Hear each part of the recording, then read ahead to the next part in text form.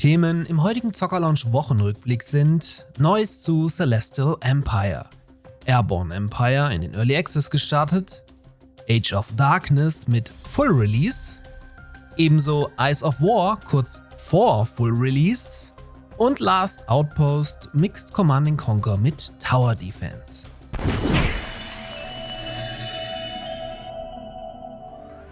Dieser Wochenrückblick wird euch von meinem Partner Instant Gaming präsentiert, welcher euch Videospiele in aller Regelmäßigkeit günstiger anbieten kann. Dazu aber gleich noch mehr, inklusive Kaufempfehlung.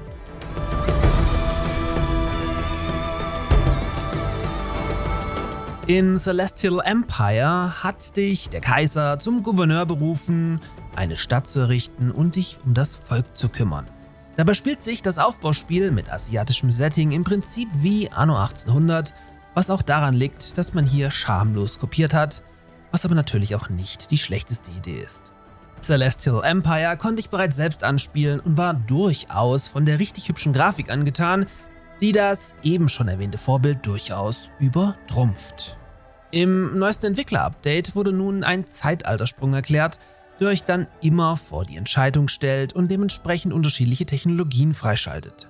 Wer mit dem asiatischen Setting etwas anfangen kann und gerne Anno spielt, kann sich den Titel also durchaus mal auf der Wishlist vermerken. Aber Achtung, hierbei handelt es sich um ein Spiel von Publisher Playway, der in letzter Zeit vor allem mit ganz viel Müll glänzen konnte.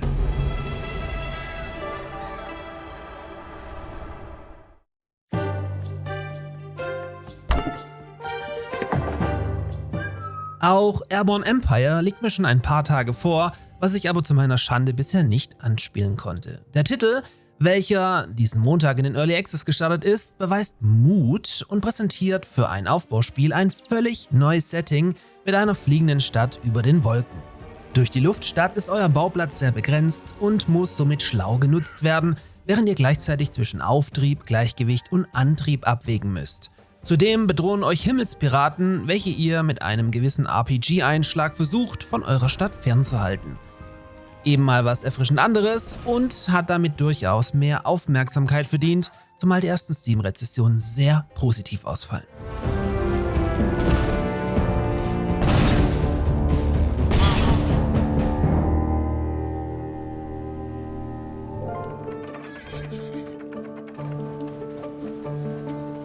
Mit Station to Station ist den Jungs und Mädels von Galaxy Groove ein richtig hübsches Eisenbahnaufbauspiel mit Pixel-Look gelungen.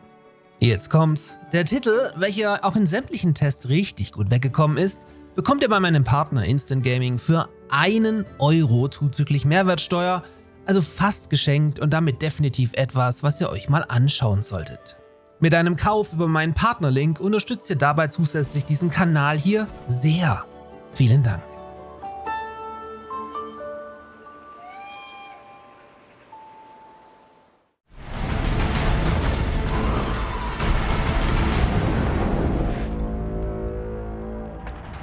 Nach über 3 Jahren im Early Access hat diese Woche Age of Darkness Final Stand Version 1.0 erreicht. Wer es nicht kennt, hier hat man im Prinzip das bewährte Tower Defense System gegen tausende von Gegnern aus der Arbillions ins finstere Mittelalter übertragen und lässt euch so epische Verteidigungsschlachten führen, in welcher kleine Fehler über Sieg und Niederlage entscheiden können. Im Dark Fantasy Titel seid ihr im Prinzip die letzte Bastion der Menschheit gegen die Massen an verdammten Seelen, die der Dunkelheit entspringt. Laut Entwickler kann die eigens entwickelte Swarm-Tech Engine hierzu sogar bis zu 70.000 feindliche Einheiten auf einmal darstellen. Es gibt also für alle, die Bock drauf haben, richtig viel zu tun. Durchaus also mal ein Blick wert.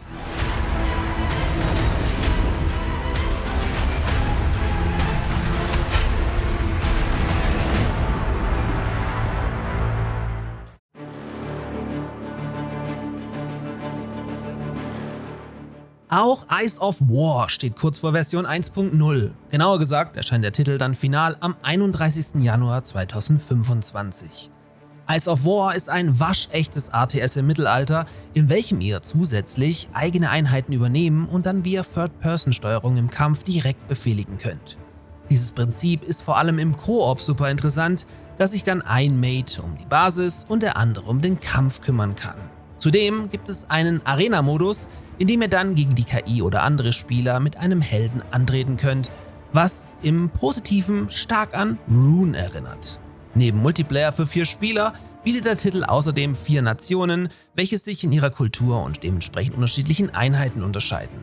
Allerdings scheint nach wie vor eine Kampagne zu fehlen.